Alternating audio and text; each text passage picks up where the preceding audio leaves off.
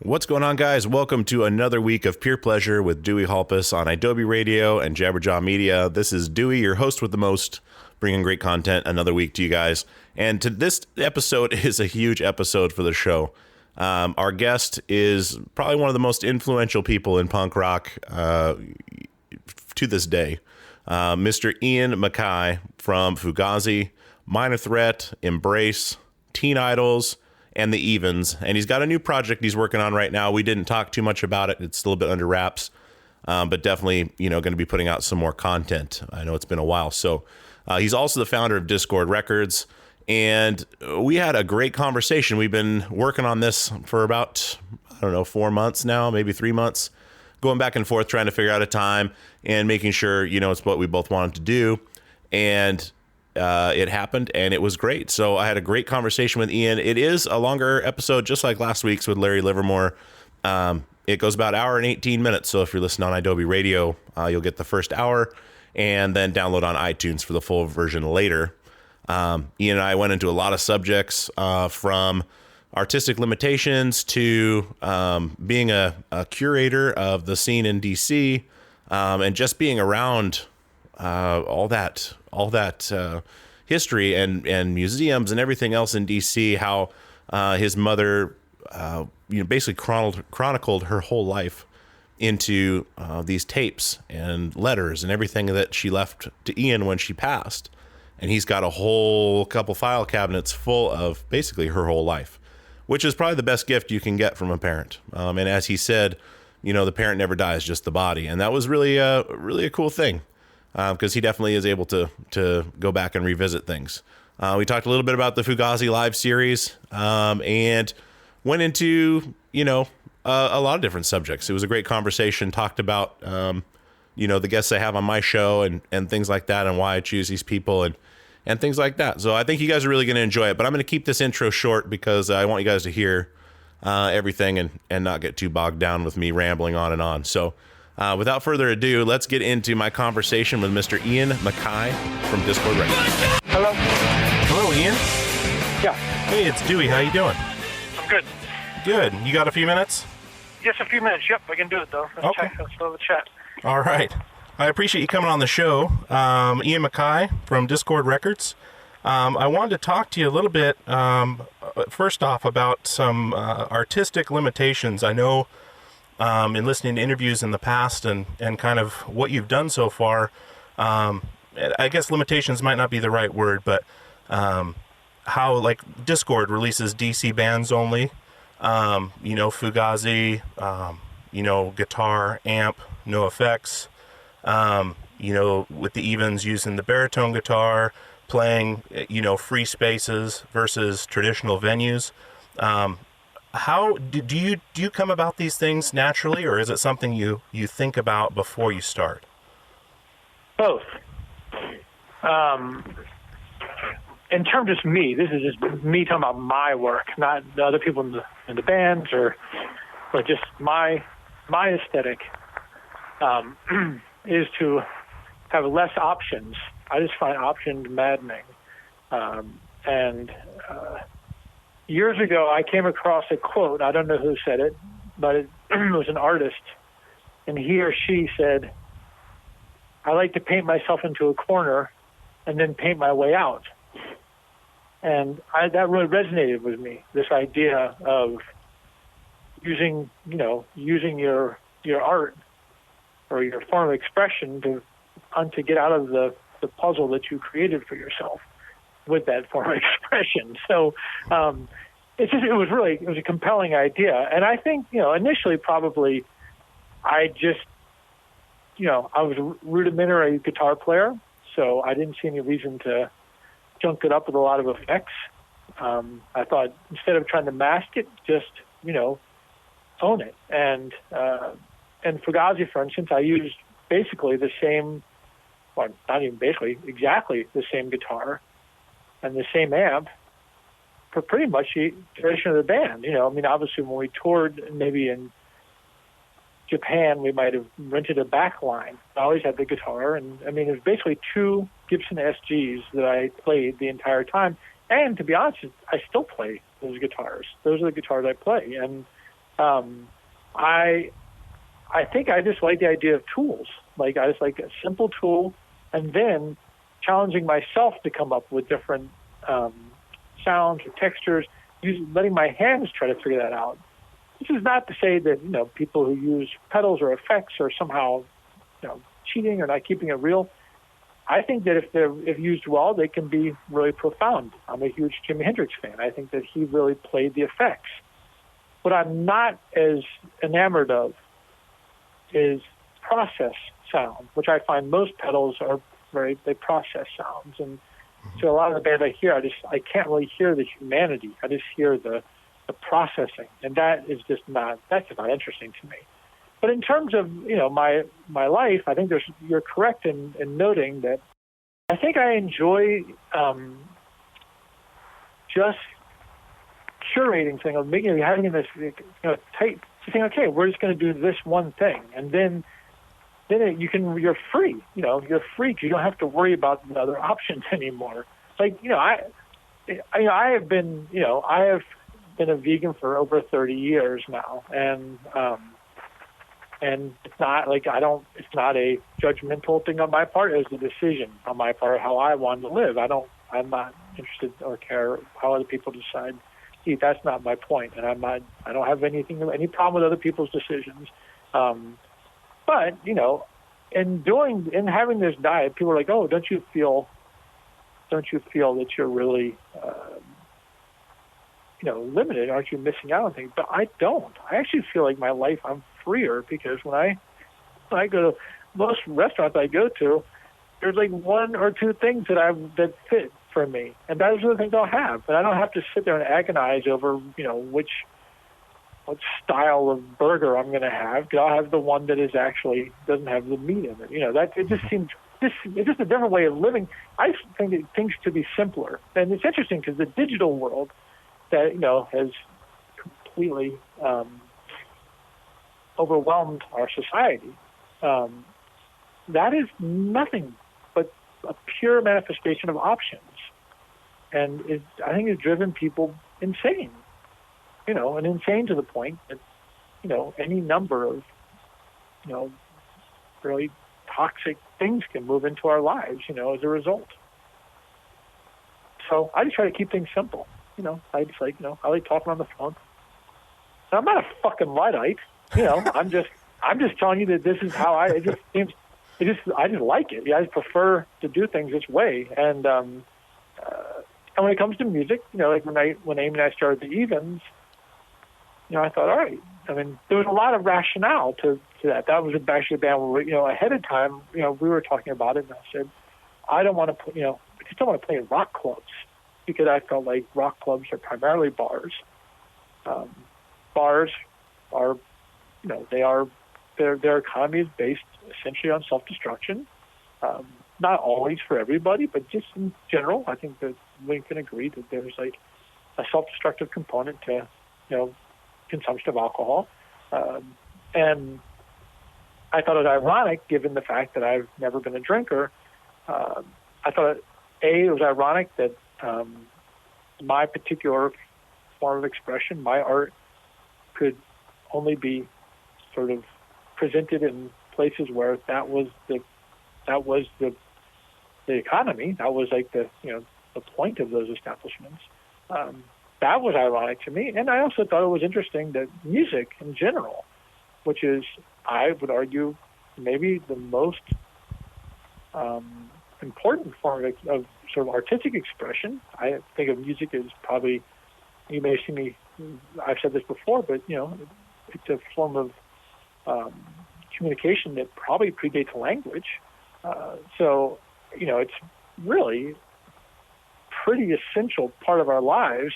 It was around before videography, for instance, and it was like around, it was a really important form, and yet somehow it's been consigned to this really specific arena. Like when you talk about, rock or whatever, these are the kind of places where you can consume or you can experience music are largely, and they have these alternate lines of business. And So I thought I'd really like to get out of that and not play in those places.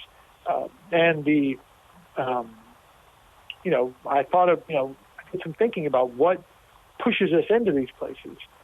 Well, one thing is that the entire economy has been skewed by, it's like a dependency that music has gotten because there's just other money coming in and people, music became sort of like a sideline to that industry. And just by the way, to be clear, like anyone who questions that the alcohol industry doesn't, have an effect or, a control on music, all you need to do is just look at the age limit stuff. That is clear. Like most everybody I know who's ever loved music at age 15 or 16. In fact, maybe that was the time of their lives where music was the most important to them. And yet, at those ages, they weren't able to go see the very bands that changed their lives. And the reason they couldn't see them because they weren't old enough to drink alcohol. So I feel like that is like unimpeachable proof that the alcohol industry has had this like profound effect on music. So I was interested in trying to get out of that, not because I think all bars should be shut down or anything like that, but rather just to cast a vote for alternatives, because that's sort of thing I've always done anyway. So the thing that compelled us in there was to move it to play in bars. When I say us, I mean rock bands. Was A, because there was a sort of dependency on the money, and B, because of sound reinforcement, and I guess tacit agreement with the neighbors that loud music was okay in a bar. So then I thought, well, then maybe volume is the key. So if volume is the key, that is like, that's the thing that drives us all into these clubs, maybe we could just turn down. Mm-hmm. And so then we thought, all right, we'll just lower the volume. And then like having the baritone was a way of just being a two-piece and having low end and also high end, because it's not a guitar, it's not a bass, it's something in between. We both sat down because we're the evens. Amy wasn't my backup drummer. So we were both sitting. There was a lot of thought went into that. So that, it wasn't a formula per se, but it was just a way of creating something that I thought would be sustainable, which it was for years, And I mean, now we're working on another thing, but that's, we'll see how that develops. Excellent. Okay. Well, I just talked to Larry Livermore from Lookout Records on Sunday on the show, right. And we talked a bit about Gilman and the idea of free space, and I was really fascinated by his take on it, that you open up a space to people where they can feel safe enough to be themselves and put their ideas out there, that you can almost start a whole nother culture, free of all the trappings of everyday life.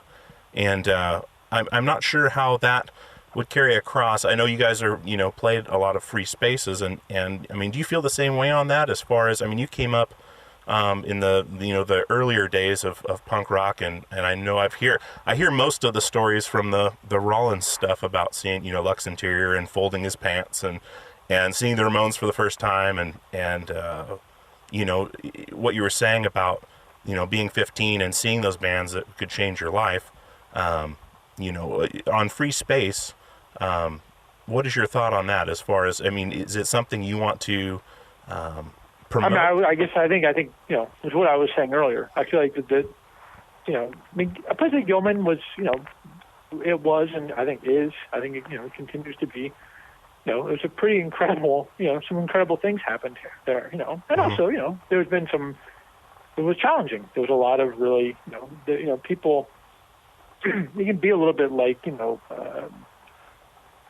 Lord of the Flies, when you have, the kids who are running the place, mm-hmm. There's a lot of energy went into, things that were probably not really worth all the energy. But ultimately, if you step back and just think about this, the fact that this was a place that was started in 1986 or 87, and it's sort of, that would be by any measure unsustainable, and yet the fact that it's still going on would suggest that maybe,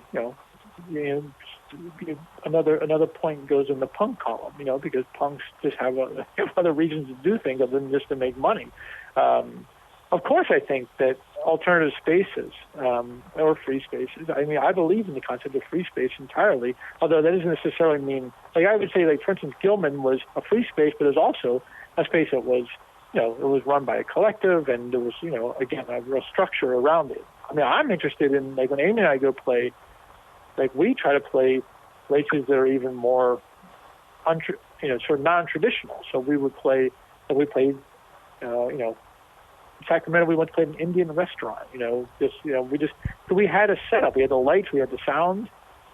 You know, we could play anywhere. We played under, you know, a whale skeleton in a museum in Ithaca, New York. We played in, you know, a barn in Italy. We played, you know, in an abandoned warehouse in Tokyo. We played, you know, we just play. We can play anywhere, and that, to me, I think the idea was really not that this is the place. The place is the thing. It's just that the music and the people are the thing.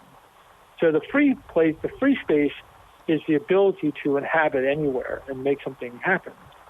Gilman was a place that was, you know, a defined location where things could happen, for sure. And I think that the fact that it was all ages, that to me was all ages and creatively, I'd say pretty open. I mean, wasn't entirely involved with the politics, but, you know, obviously there was an aesthetic that went into booking it. It wasn't like anything went any time. I mean, I think there was probably eras in which they were more curated than others.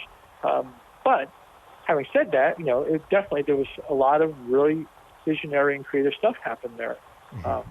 And then, you know, later on, you know, because the new idea was able to be presented, that later on someone took it to market. And that starts, it begins a whole other line of madness, because then other people are like, well, how come we don't get to go to market? But that wasn't the point. Mm-hmm. But I do think that having a free space or alternative spaces, what's significant about that is that those are the places where the new idea can be actually, you know, made available to people. The problem with new ideas is that they don't have an audience. And in establishments where, like bars, for instance, audiences are the clientele. So if you don't have an audience, you don't have a clientele. So bars, by and large, are not interested in the new idea. That's why you'll have recognizable bands, or bands with members who are recognizable, or bands of a certain genre. All of those things have audiences, and thus they create clientele for these establishments. But if you are making something that no one has heard before, there is no audience because no one's heard it. How can they know what it is? Mm-hmm. And what was wonderful in my mind about punk, and that, you know, and the underground in general, or the counterculture, is that people who engage in that, they are an audience for new ideas. They're interested in what people are coming up with. And quite often it's in these really weird, you know, these basements, these art galleries, these museums, the places where it's not it's not mandatory that they generate a certain amount of money. That's where the new idea suddenly appears. You know, I often think about that, you know, like when you think about the most significant sort of moments in the history of the world, like these really heavy moments, but they weren't, generally speaking, these things didn't happen in front of like 50,000 people. Mm-hmm. You know, I mean, it happened in front of like 10 people. That's what, you know, so that usually, you know, I think that's something that people could think about. It doesn't, again, I don't mean to suggest that, you know, when you have 50,000 people in an arena or in a field, just the energy of that many human beings can also be really profound. But it's just there's something else that's happening at that point. Mm-hmm. But the new idea, that's tricky. You wouldn't have 50,000 people for that. Sure. And so I know there's been some profound moments, of course, in your life where things have changed for you, as far as, you know, going from, you know, arena rock and the only thing available to discovering punk rock. I worked at a venue in Portland here, and a buddy of mine, Mac Mann from Get Hustle, there's a band playing called Smegma. I'm not sure if you've heard of them. They've been around a long time. I've heard of them. I don't know them. They had a lot of homemade instruments and things like that. And you know, I'd been into punk rock at that point and into a lot of different things, but for some reason it was driving me insane. And I couldn't figure out why all these people were watching this band. And after the show, Mac grabbed, I told him what I was thinking. I told him, I was like, I just don't understand this. Like, it's just not, there's no songs, there's nothing. And he grabbed, off the bar, he grabbed a handful of swizzle sticks, or coffee stirs, whatever they are. And he said, well, check this out. And he held them in his hand, and he dropped them on the counter. And they just went ping, ping, ping, ping, ping, you know, like you drop a bunch of sticks. And he said, that right there, that's music. And that right there completely changed, it blew my mind. It completely changed my outlook on what music is, you know, if anything, to where it's different to everyone. But the fact that you don't need verse, chorus, you don't need all these things that, you know, are shoved down your throat forever. And I'm not sure if you had a moment like that, like a moment of clarity where you transformed from, you know, writing songs a certain way to how you talk now, how music's one of the most free things there is. Do you have a moment like that you can remember? I mean, I think I probably have had, I'm probably hundreds of those moments. You know, they happen all the time. When I was, a child, my mother, we had a piano in our house, and my mother played piano. She could read. She couldn't play by ear, but she could read music. Mm-hmm. And it was a piano that she had as a child. She was growing up, and it had been in storage for years. And when my parents moved back to Washington, D.C., where I was born, and they got a house, they finally were able to get the piano out, and my mother started to play it again. And, you know, I, at a very young age, I mean, I used to always say 3. I actually don't know if that's the case now. But at some point, at a very young age, I sat at that piano and just pushed on the keys, you know, made sounds, and I started to get a sense of the corresponding, like the tones of those keys and what happened, the attack of them and the sounds, and then how I could mix them. And I started to write songs as a child, like very, very simple songs, you know, just essentially like, you know, some version of Louie Louie or something like that. But it didn't matter because it was just intoxicating for me to be able to organize sounds in a way that had some kind of emotional effect on me. It was fascinating to me to see my mom play. I could not read music at the time, and I still can't read music, but it was really interesting for me to see the way she could, because she's looking at this piece of paper and moving her hand around, she was able to pluck out of the air these melodies. I've often thought about, you know, in the 1800s, that people, the first time they ever heard a tune would be, you know, for some, as they were playing it with their own hands. That's really interesting to me, because you'd be living, you'd have a piano and you're living out somewhere in the middle of nowhere, and then the Western Union guy or somebody drops off some sheet music, and you put up and you play it, and that's the first time you ever hear the melody because you're playing it, which is a really different experience from what I think most of us have, where we hear things and then we listen to them in all various devices, and then, you know, if we're musicians, we might try to play it or something like that, or, you know, but in this case, the first time people heard it, they were actually playing it, and that was really interesting to me. And I played piano as a kid regularly. Then I tried to figure out how to play guitar because I got into rock music, and, you know, I saw Jimi Hendrix and just couldn't believe what he was doing with the guitar. And the guitar didn't make any sense to me whatsoever. You know, it's probably a little bit like your smegma experience. I just didn't understand in terms of how to get from the piano to the guitar. I just could not. It just didn't make any sense to me at all. And it took me some years before I got there. And one of the things that really scared me away from that, or discouraged me, was just this notion that you had to be, like, really technically, you know, proficient, or otherwise you need not apply, really. And and kids were in my high school who could play guitar were, you know, pretty cocky about it. Punk was a total revelation for me, as I had been listening to as you said, arena rock, or mostly, top 40 radio. Like I was I was listening to, anything heavy, Nugent, Aerosmith, Zeppelin, and then of course anything heavy on the funk side, Parliament Funkadelic, Lakeside, Gap Band, this stuff that this seemed like heavy. That's what I was interested in.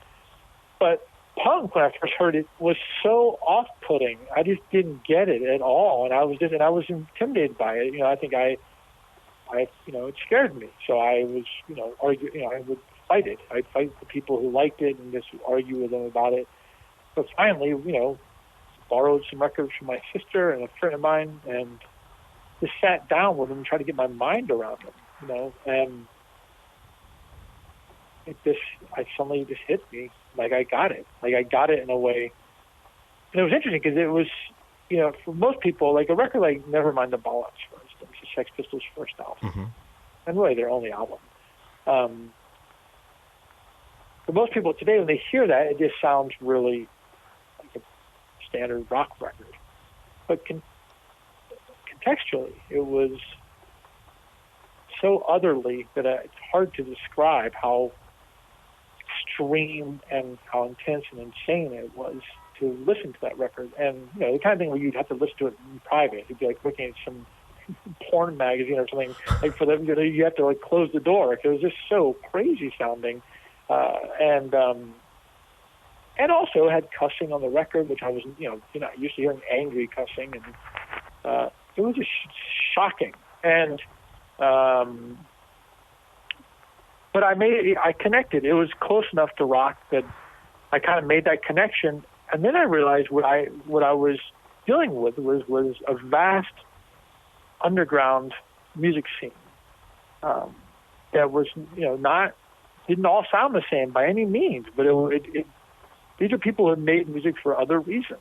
It wasn't just this commercial enterprise. They weren't just trying to get laid, and they weren't, they weren't just trying to get paid. There was another reason, and it had to do with the sort of unrelenting desire to create, and finding that the place to do that, the canvas in which to operate is the one you don't see, because it's the underground canvas, because the marketplace can't tell it what to do, and that really changed my life. And I turned the radio off at that time. And I've never turned it back on to this day. So bands that are considered top 40, I genuinely don't know what they sound like. I just don't know. I mean, or I have an idea maybe, but I could certainly name check a lot of the bands that are on the radio, but I wouldn't know. Wouldn't know if I heard the song. Even a band it's funny, that a band like Guns N' Roses. Like I genuinely only know the Welcome to the Jungle song. As long as I say, that's that Guns N' Roses band. I just never did time with it.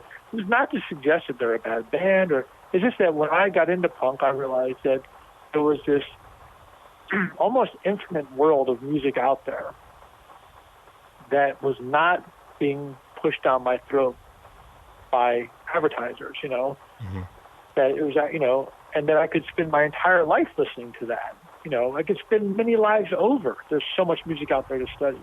So I decided, why would I line up at the fast food buffet when there's so much more interesting stuff out there to study?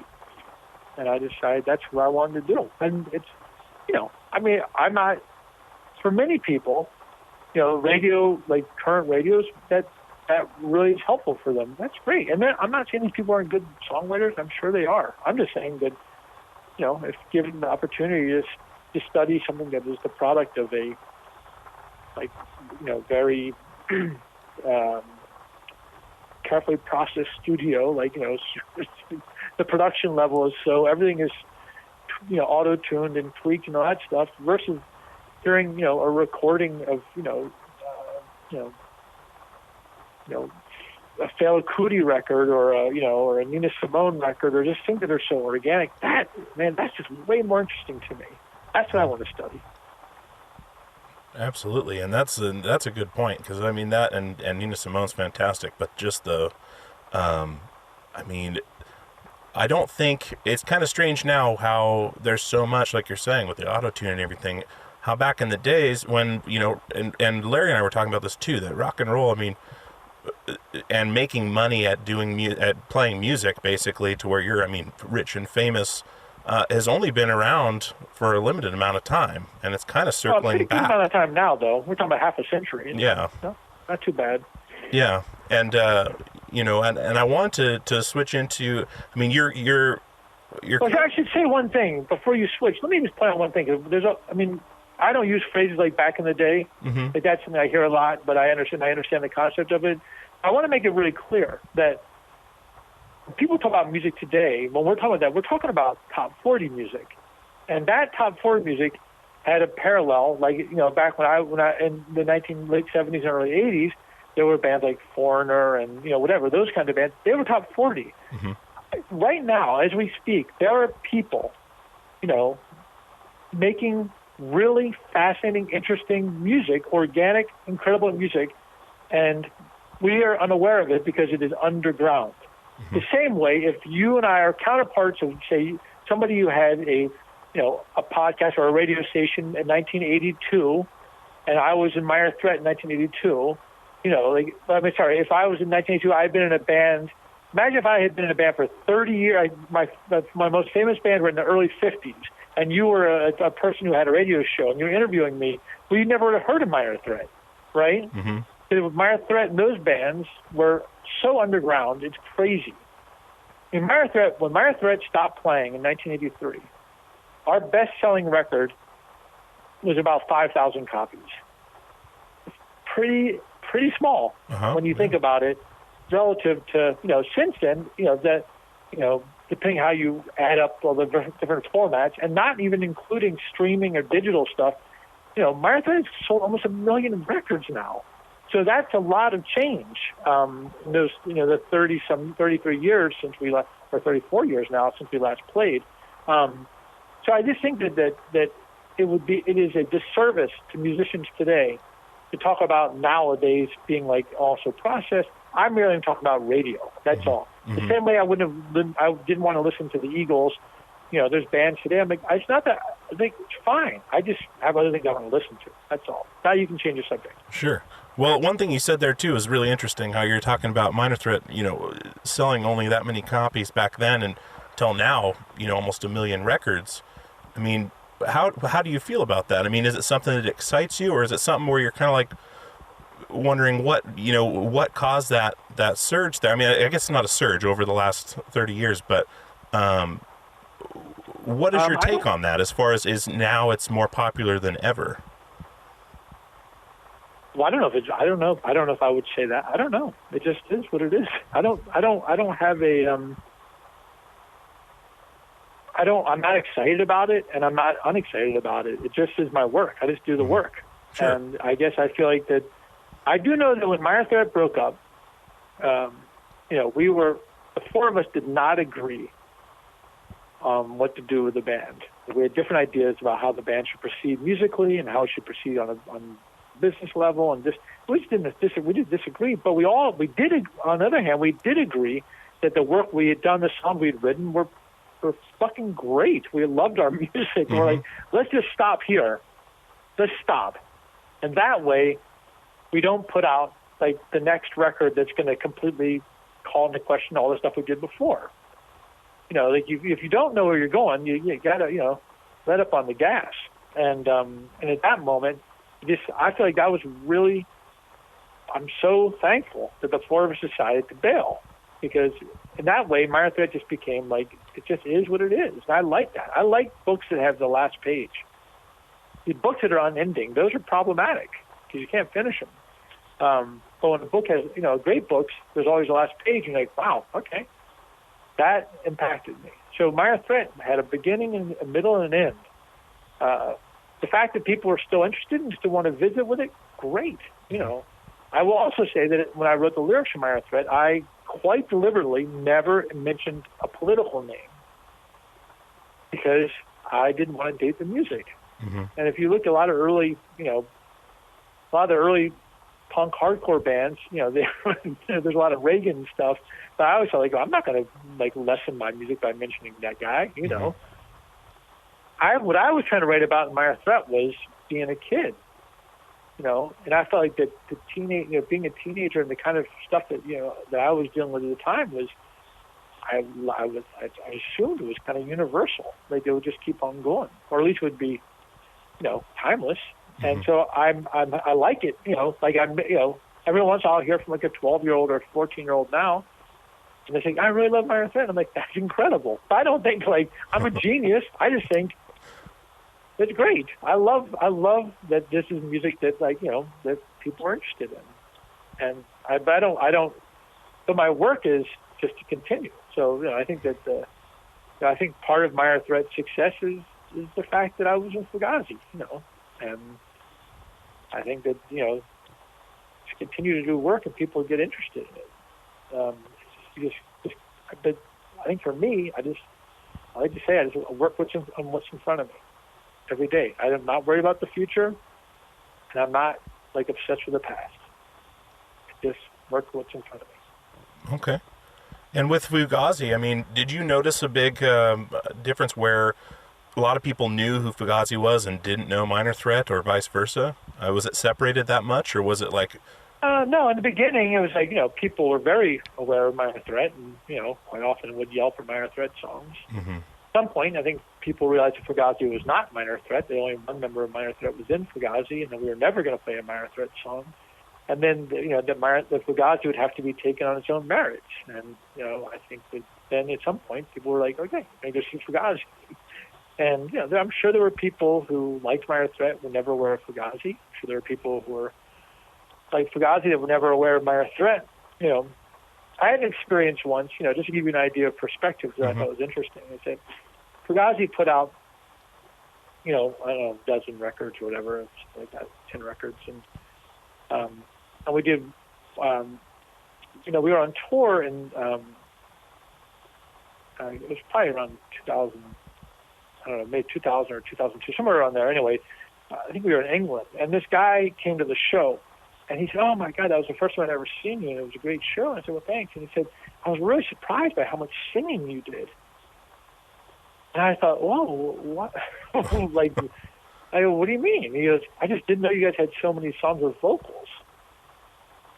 And I said to him, well, I don't, do you not have a record? He goes, well, I have instruments. But instrument is the soundtrack to the movie. Uh-huh. And that record is a bunch of just instrumental stuff. That's all he knew about us. He didn't know anything else.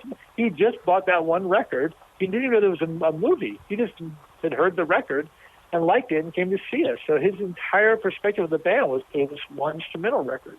And that made me so happy, because it just shows that, it's your point of entry. Like where people come into things has a huge, effect on the way they, how they find everything else. I can tell you a story about, like, when I first got into punk, we discovered, my friends told me about a record store in Rockville, Maryland, which is, 15 miles north of Washington.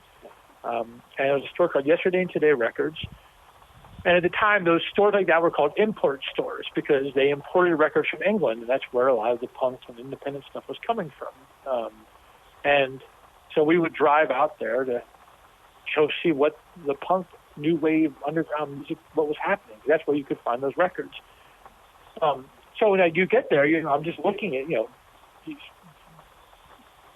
just racks filled with records. I've never heard any of them. I don't know any of them. I'm just looking at them and trying to get my mind around what's going on. And I would take records up to the owner, this guy Skip Groff, and I'd ask him, oh, what does this record sound like? What's that record sound like? And I remember like another person asked Skip, what's your Stiff Little Fingers record? It was the Stiff Little Fingers' first album, with Emerald Material.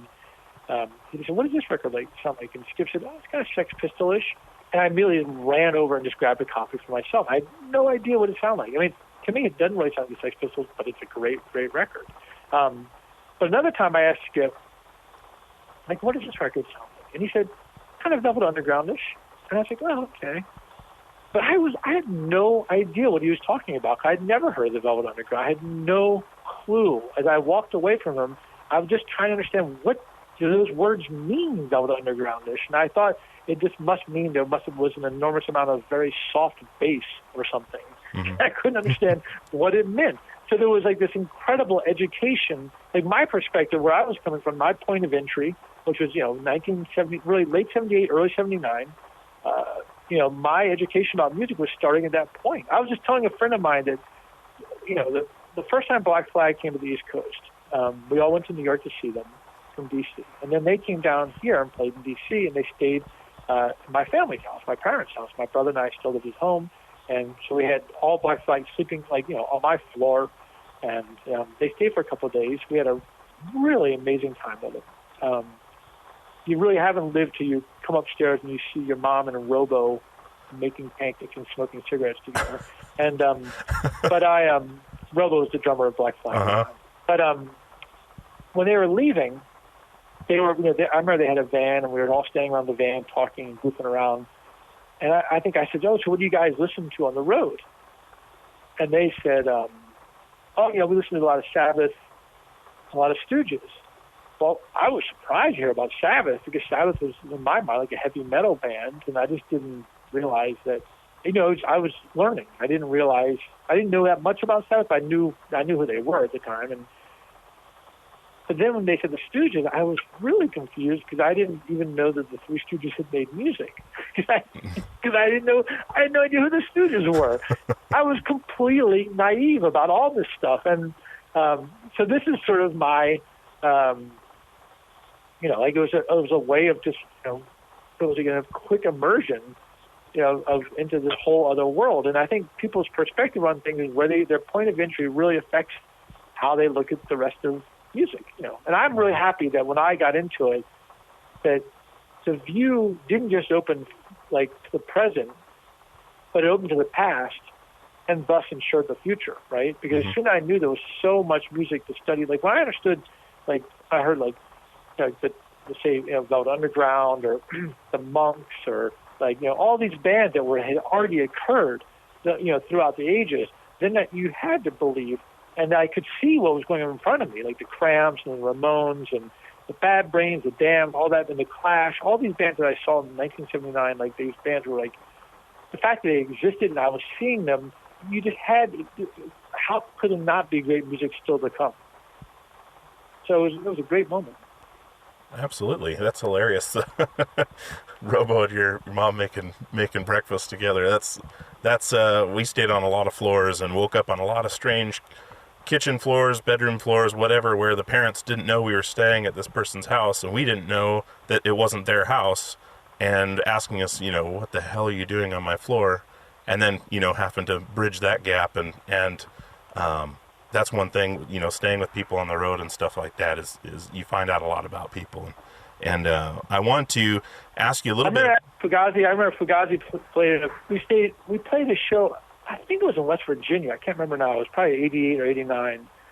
And we were at this gig, actually a gig. We were looking for places to stay. And this guy said, "Oh, you can stay. You can stay. I got a place you can stay." So we go to this house, and we're asleep.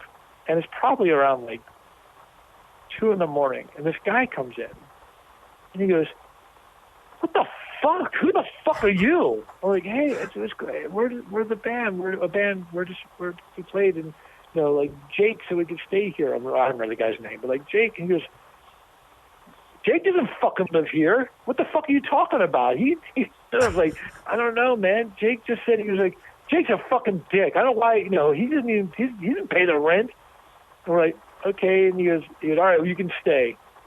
We're like, "Fuck, man, that sucks." And then at around 7 a.m, he got up to leave, and before he left, he just put on Black Flag's "My War" at 10, and just blasted us. And everyone, we only had 4 hours, 5 hours of sleep at that point. Yeah. It was just such a But I mean, I think anyway, I relate to your story. I understand. I've stayed on a lot of floors in my life, and there's moments where you're like, "Wow, this is not what I thought was going to happen." Yeah, you having to explain to someone's mother why you're on their, kid's floor, and you had no idea. But that's a gift. That's a gift to be able to have those experiences. Absolutely. I wouldn't. And for everybody involved. Yeah. Good for the mom to find you on the floor, too. Yeah.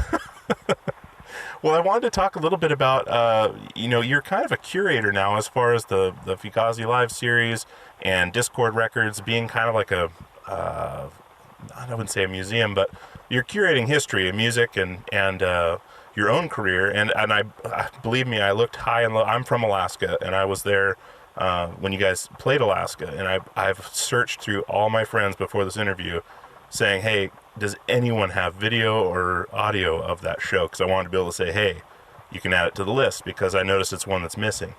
And not as of yesterday. I found. Are you serious? A recording, and I just put it up at Egan Center. I haven't put it up yet, but I've entered it into the data bank. So I mean, eventually we'll get it up. I just finally found a recording for the Egan Center. God damn it, that's fantastic.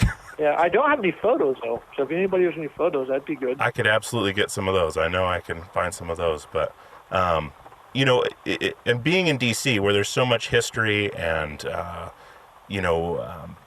museums and everything else, did you kind of fall into deciding that you were going to be kind of a curator of this stuff, or is it something that's always interested you as far as history and preserving culture? You know, it's hard for me to think that DC, I think when people talk about Washington, D.C., they think about the federal city, which is not where I live. I live in Washington, D.C., which is a city unto itself. I'm a fifth generation Washingtonian, so we're the people that don't work for the federal government. We're just like the people who have been essentially occupied by the federal government. So it's hard for me to sort of stomach the notion that he really got into history because he grew up in a town so filled with history. That doesn't really resonate with me. Conversely, I imagine that growing up in a town where there's a really good libraries and great museums and they're all free, I suppose it may well have had an effect. I don't know. I mean, these are questions I can't answer. More to the point, I think, is my mother, especially my mother. I mean, all my family, all my parents and my grandparents, they were all people who wrote. They were writers, in one form or another. A lot of newspaper people, authors, like mystery writers, playwrights, poets. My family was filled with writers, and my mother especially was really. She was kind of a historian in her own right. She kept journals for close to 60 years. She died about 12 years ago. She was 71, but she started a journal when she was around 8, and she just kept.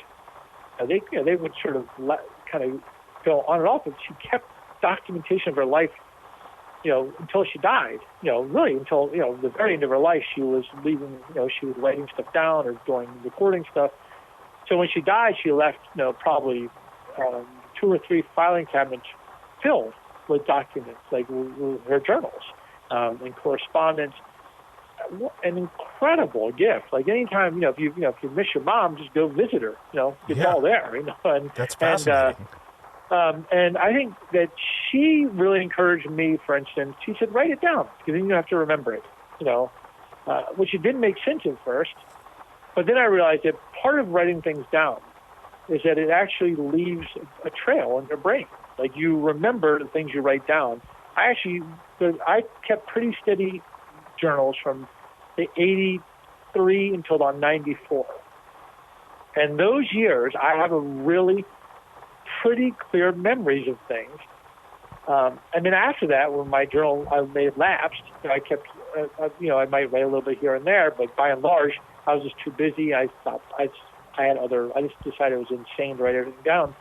That is a mush. I don't remember a lot of those eras the same way, but I have these really clearly articulate memories from 1986, for instance, which is funny when you think about it. But I think the actual act of writing it, to committing it to print, left a trail in my brain, and I had this realization some years ago. I was, I've done a lot of driving. Like I did for Fugazi, for instance, I did almost all the driving on tour, especially in the later years.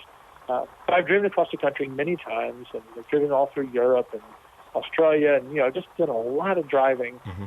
And part of booking the band, I was also, I was responsible for figuring out how to get to the venue. So I took directions, and I developed a really good sense of location and direction, and I always knew kind of where I was. a few years ago, I was doing a talk at University of Connecticut, and I took a train up to New Haven, and then rented a car, and was going to take it could take an hour and a half or so drive up the road to I think up 93 up to Storrs, Connecticut, where University of Connecticut is, and I had gone to, I think it was probably at the time MapQuest or one of those sites, and I just printed out the directions, and then I took the train up to New Haven and got in the car and started driving. I was just driving along, listening to music, and I suddenly felt completely disoriented. And I thought, that's strange. I've been to University of Connecticut so many times. I've done this drive plenty of times. Why am I feeling so dislocated at this very moment? And I realized that I hadn't written the directions down. I just printed them up. So I didn't leave any, there's no imprint. I just printed them up, and I had to keep looking at them and looking at them. So then, the next time I did a travel, because you can't get directions from people over the phone anymore, right? Yeah. Because nobody knows. They say, just use your machine, right? Plug in your GPS. Right, which, and I didn't have at that time, and I don't have one now. I just don't use GPS. So now I'll just look at directions. I'll go online, and then I'll just write them down. And and that shows you the way my brain works. Like when you write it down, you remember. Like the other day, I had to call somebody, and I just, I looked. He sent me his email on email, and I thought, all right, I'm just going to go up to his place, and I just need his number in case the door was locked. And so I just jotted it down because I thought I could remember it, but I wasn't sure. But I just jotted it down. But then I totally remembered it. I didn't have to look at it because I had left a trail in my brain. So I think that my mother's idea was right, and I think that she was always good about. She just kept documentation. Now, in my mind, I guess I kept things because they were important to me. That's all. Like I just kept flyers and ephemera. Like Jeff Nelson, who was my the partner of Disco Records and the drummer of Nanos and Minor Threat, he kept everything. He's got an incredible collection of stuff, and so did I. We just kept things. And Henry keeps stuff. Like we just hang on to things because they were important to us. And at some point, probably about 8 or 9 years ago, I realized, my God, I have so much stuff, and why do I have it all? Like, why do I have thousands of flyers, thousands of fanzines? What do I have all this stuff for? And what is the purpose of it? And because I wasn't looking at it, I've and thousands of letters. This coincided with a friend of mine had died. He committed suicide, and another friend, like mutual friend, had been tasked with. He was the executor of this guy's will, and my mutual friend said, "Oh, so and so did me the greatest favor in the world because his will was super straightforward. He had enumerated everything he had and directed it all. So nobody had to guess what to do with the letters. No one had to guess what to do with that. And he said, that was such a gift. Like, I'm sad that he couldn't stay with us anymore, but what a gift to not burden me with trying to decide what to do with all of his comics or what to do, burden me with what to do with his family photos, because that would have been painful, and anyone, and if you've known anyone who's died and somebody had heard all their stuff, you're like, oh my God, what do I, because you have to throw it away, a lot of it, and that's painful. Yeah. That's painful. So I realized I have all this stuff, and, if I were to die, and I will die at some point, of course, but if I was to die, someone's got to figure this shit out. So I thought, I better do this, because I got a brain. I still can remember all this stuff. I know I can look at them and think, oh yeah, that is a ticket to this thing, and that's why I kept it, and this is that. And, so I ended up, I had an awful lot of help from people who, for various reasons, maybe for a college thing or some kind of, they needed for a school project, whatever, they volunteered their time or worked for very reasonable prices and helped me organize things.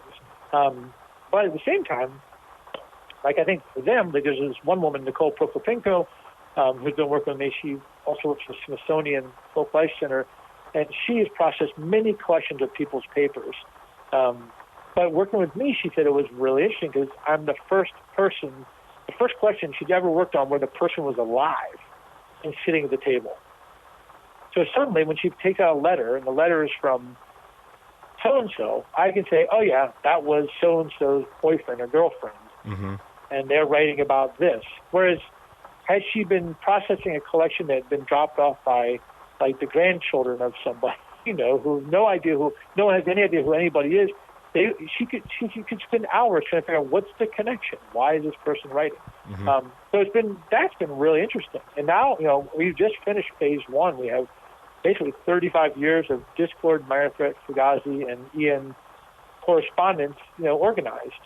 Now, what is it for? I don't know. It doesn't matter. I did it because that way, when I drop off, my wife and my family don't have to figure out what to do with it because it's there, and they can just go. It can stay together. It's organized, and I think it's a great resource. I would like to think or potentially could be a resource for people who are interested in investigating an era in which kids, for the first time, really started their own bands, started their own fanzines, put on their own shows, did all this stuff, not with no hope of trying to climb some fictional ladder, fantastical ladder to success. Mm-hmm. People were interested. I think in the early 80s, what people were looking for was a tribe to belong to, and they made it. They created it. Punk won.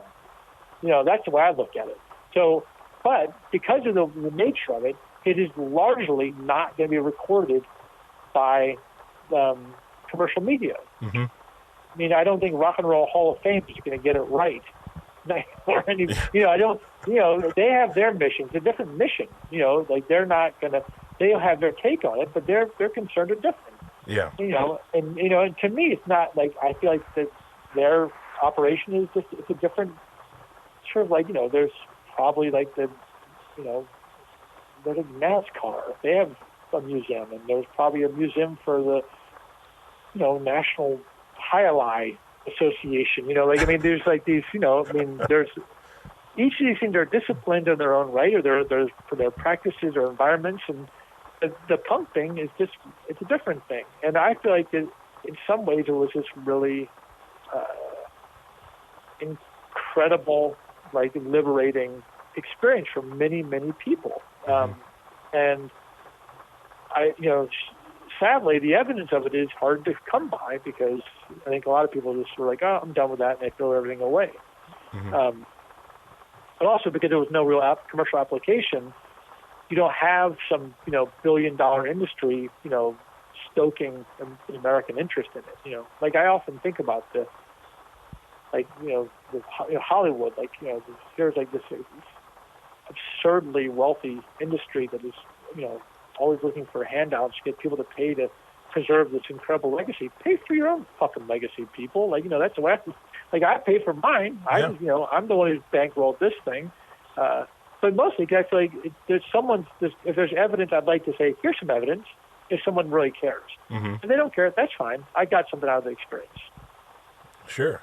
And you being a parent, I mean, your child's going to have access to so many things about his dad, and same thing with grandma now, with all that correspondence. I mean, that's just fascinating to me that there's that much time captured on paper. I mean, it's... And actually on recording. My mother used to just set up.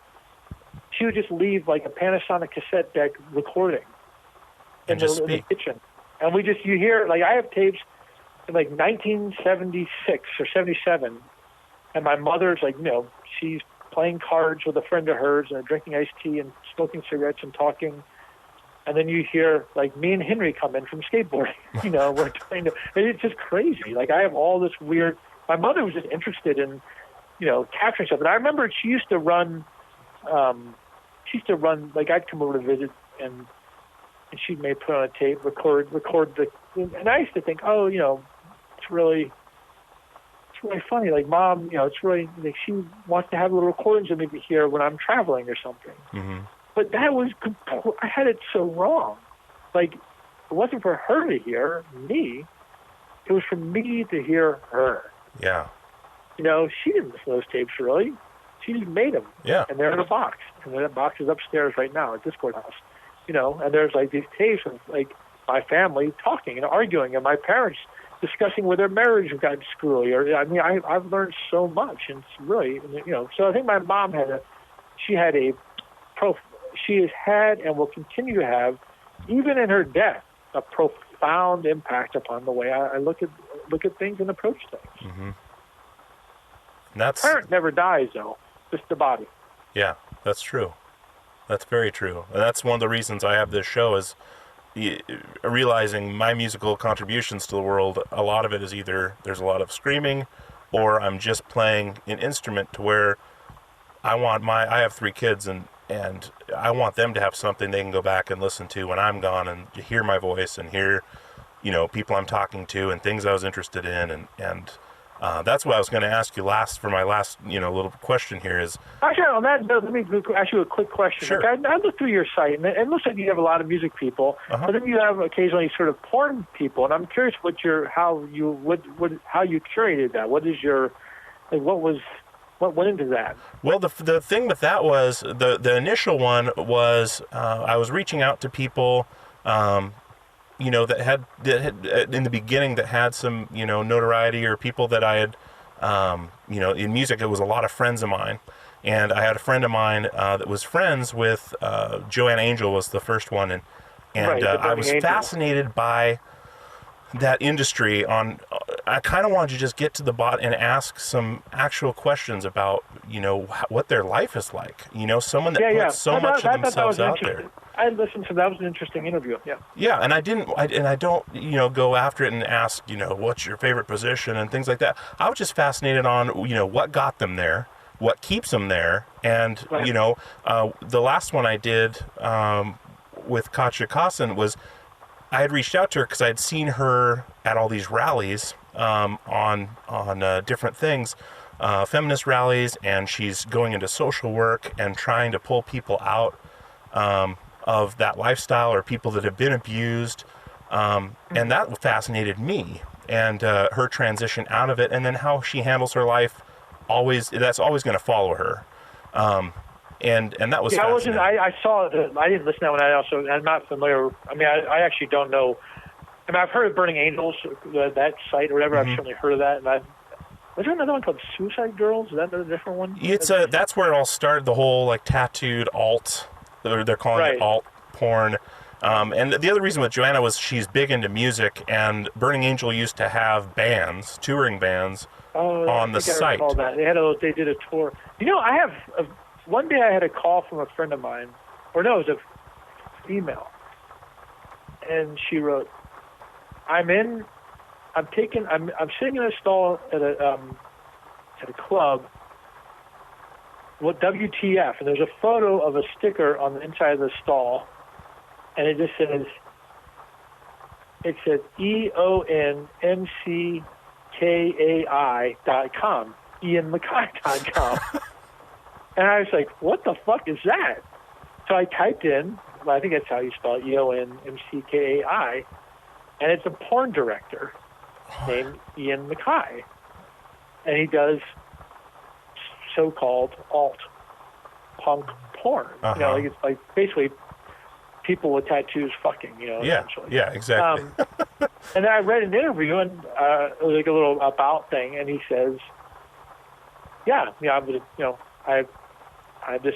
is an homage to Ian Mackaye. And I said, oh, that's incredible. And then I fucking have a porn director who's named after me. It's so interesting. And then it was this, a city paper, which is the weekly here, contacted me, and they had gotten wind of it, and they wanted to ask me like my thoughts were about it. And I said, I don't know the guy. I've never seen any of his movies. I don't know anything about it. And they said, what do you think about, you know, punk porn?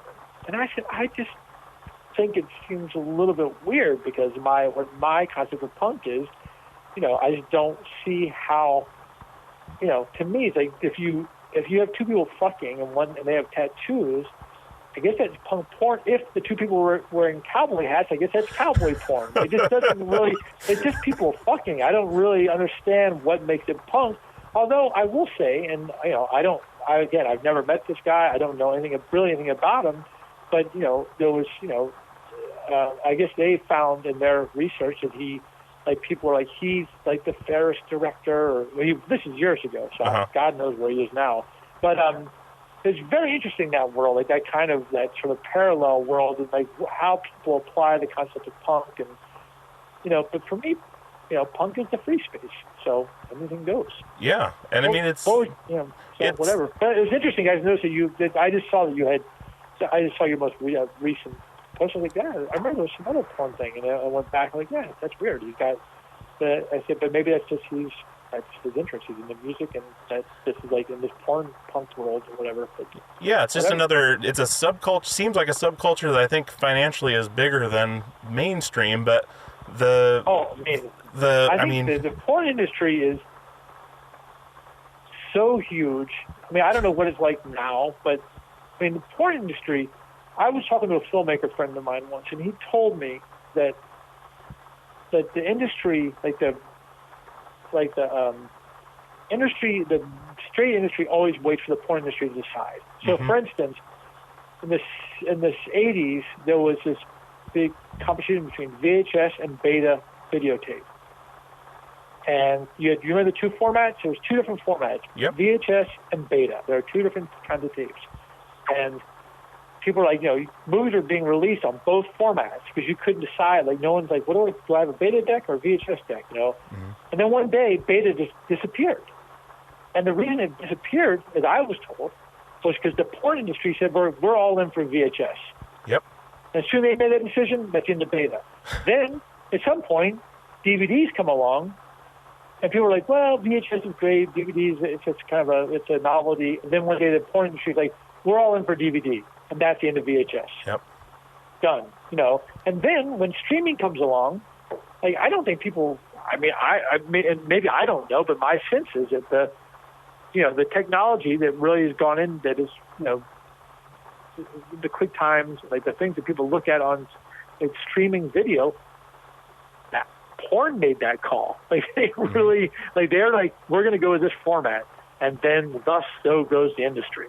Yeah. Very interesting. It's a massive industry, but I can imagine how complicated it must be, knowing that so much of what they do is it's like they got to make money, and the game keeps changing. Exactly, and I try to keep. I like completing things as far as like with some bands. Some bands on the podcast, you'll see I've had all three members on different episodes instead of as a group, because I really want to reach into that. And with the porn thing, I've had three ideas. I wanted one that was currently involved and a business owner, like Joanna Angel, one that has gotten out, and then one that's in just as an actor, and just to try to get perspective, because it's a huge thing that no one talks about. And the questions that I wanted to ask haven't been asked, and that's kind of where it came from. And interesting. And just starting out saying, hey, I'm going to start a podcast. I don't know if I want it to be all music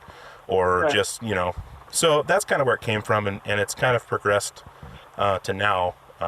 You'll be episode 22, so. Clear. Oh, can you put me on pause for a second? I'll be right back. Hold on. Sure.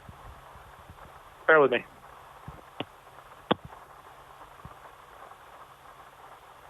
Sorry, that was another interview that I just had to, anyway, never mind. Oh, no. So, what was I going to say? What were you saying when I interrupted you? Oh, we were talking about how you're going to be episode 22 of the podcast, and when I started, I didn't have a clear idea of what I necessarily wanted to do. I just knew if I didn't start it, I wouldn't do it. And that's where I reached out to a bunch of people, and surprisingly, a bunch of people said yes. And I was like, okay, now I have 15 people that said yes, and I need to record all this. So then it kind of was a jumble in the beginning to where now I feel a little more comfortable with, who I'm reaching out to and the direction I want it to go. Right. Oh, I know. What I was going to say also, just in regarding, all the stuff about, the porn industry, I don't really know any of that. This is just me. This is stuff that I've gleaned from talking to people in terms of, how the industry is has been so responsible for these things. So I'm I totally I'm not an authority on this. It's just something that I thought was an interesting concept, that they would have such a dominant role in the way the delivery systems of the rest of the culture uses for on the everyday. It's just interesting that they would have that much power. But anyway, that's I just wanted to make clear that this is not an area that I'm a total authority on. I've heard from talking to people.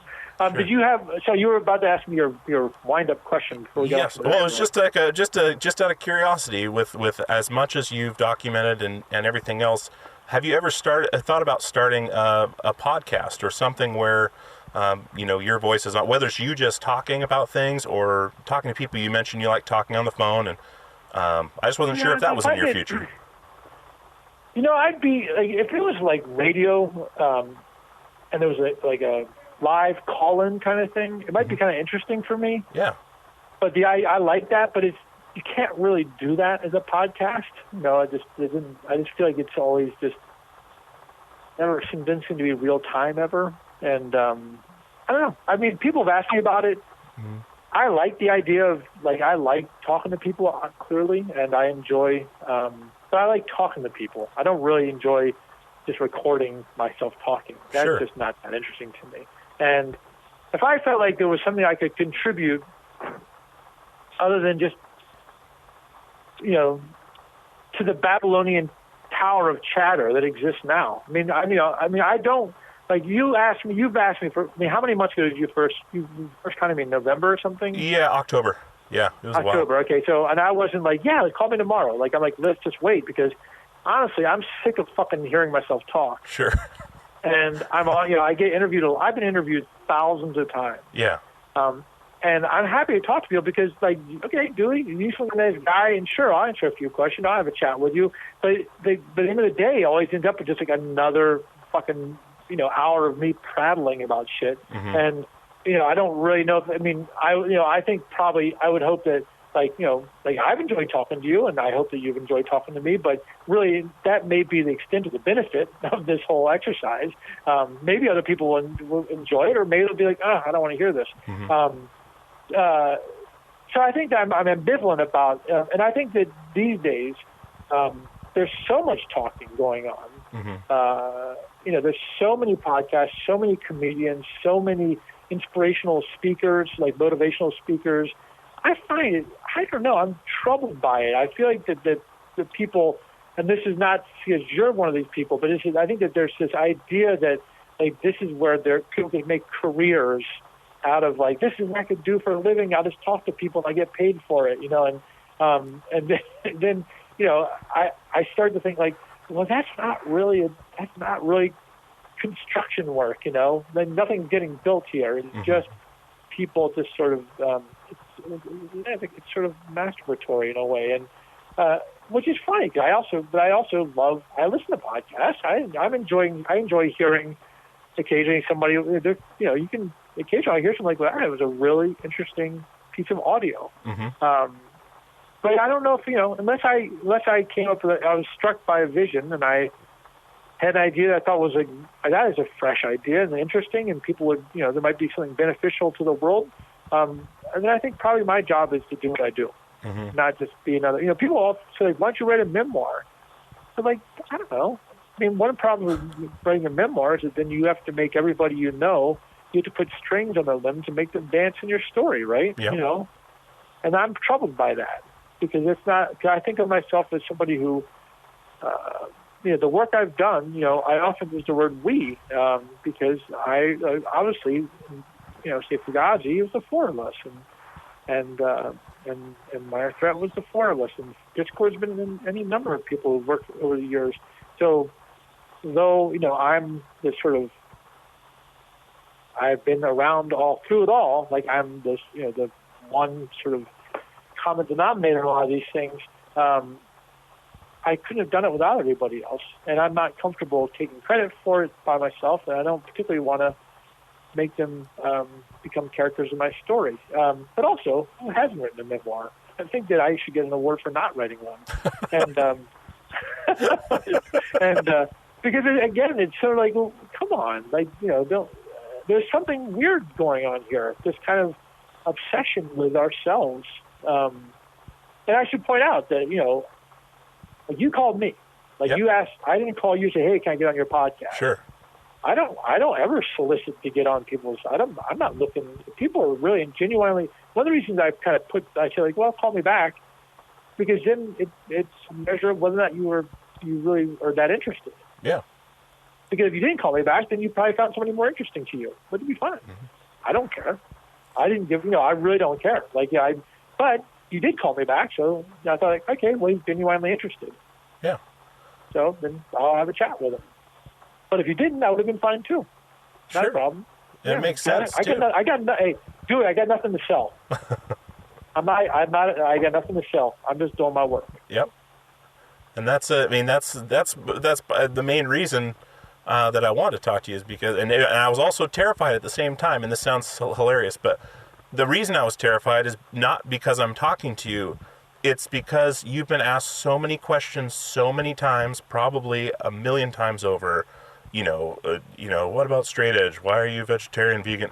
The same question over and over again. I really wanted to hopefully come up with something somewhat new, or at least fresh, to where it wasn't exhausting. And that was my biggest worry. You asked some pretty good questions. My advice to anybody doing the interview is ask questions that you're genuinely interested in. Mm-hmm. I think most people ask questions like, so, what was your first band? Or they're asking questions they think the readers will be interested in. Yeah. But if a person asks a question that they are interested in, like you asked me this question, I think you started off saying, like, why, I noticed that you always seem to have, like, you strip down, like, your approach, like you put limitations on. Yeah. My sense is that's something you've actually taken notice of, and you're interested in it. So you ask me, you're curious about it, and you ask a question. To me, that's a good question, because then it gives me something to talk about that's not just about my first band or what straight edge meant. Yeah.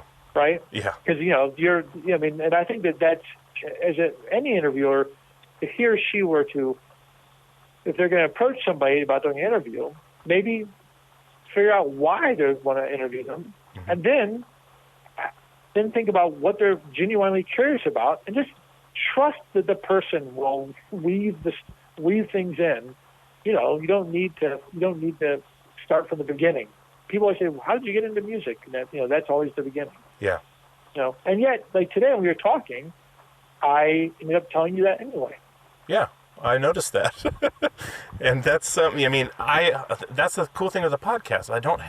This podcast is on the radio. It does have an air date every week on Adobe Radio, but I don't have any restrictions to what I can talk about, what I can say. I can ask, anything I want. I just want to be respectful and in what I do, and not waste anyone's time. And to where they get off the phone and say, hey, that was all right.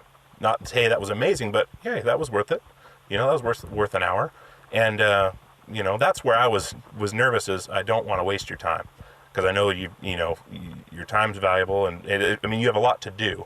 Yeah, well, I have an endless. The thing about me is that every day I wake up with way too much to do, mm-hmm. but every day I wake up with way too much to do that I want to do. Exactly. And that's okay. Yeah. The fields will never be plowed. Just do what you can. Yep. Well, Ian, I really appreciate you coming on, man, and I really appreciate you taking the time and emailing back and forth, continuously, and I want to let you go, but. So do you edit this, or do you just run it straight? What do you do? I don't edit it. The stuff, if there's like a pause or another call or a dog barking, I'll take that out. But I like to put it out, pretty much how it is, because it's an honest representation. I hope people like it. So I hope people get it. I hope people, if there's something beneficial in it for people, and if not, then skip to the next one, people. Well, excellent, Ian. Thank you very much, man, and have a great day. It was a pleasure talking to you. Take care. Bye-bye. All right, guys, that was my interview with Ian Mackaye from Discord Records, Fugazi, Minor Threat, Embrace, and the Teen Idols. One of the best guys in punk rock by far, one of the smartest and insightful people I've talked to on this show so far, and I really felt lucky to be able to sit down and have a conversation with Ian, just one-on-one, and ask the questions I wanted to ask. And that's, like I say, that's the one thing on this show that really makes me the most happy, is being able to tailor the interview to what I want to hear, because hopefully it's what you guys want to hear as well. but I try not to ask the typical questions that you would assume the listener wants to hear necessarily, because if they like, I feel like if you guys like my show, you like the questions I ask and the people I talk to. So I'm confident that this is another good episode for you guys to listen to and enjoy. So like I said, if you're listening to this on Adobe Radio, it'll be just the first hour. Full version is up on iTunes right after it airs on Adobe Radio. Definitely subscribe and rate the show. Definitely rate the show 5 stars if you like it. Definitely helps us with chart position and everything else. We're going to start trying to do some more detailed show notes as well. It's something I've been lacking on the last 15 episodes. But, it is time consuming and I want to be able to get back to that. But we're going to try to start doing that here soon. So definitely check back with us on the show notes. Check the website, purepleasurepodcast.com. Instagram and Twitter are up with our information on there. You'll always see the guest who's coming up. Definitely check out our Amazon affiliate link on the website. 4% of everything you buy goes back to the show when you go through that link. And definitely follow us up next week. We're going to have another great episode for you. So once again, thanks for listening, and we'll see you on the radio.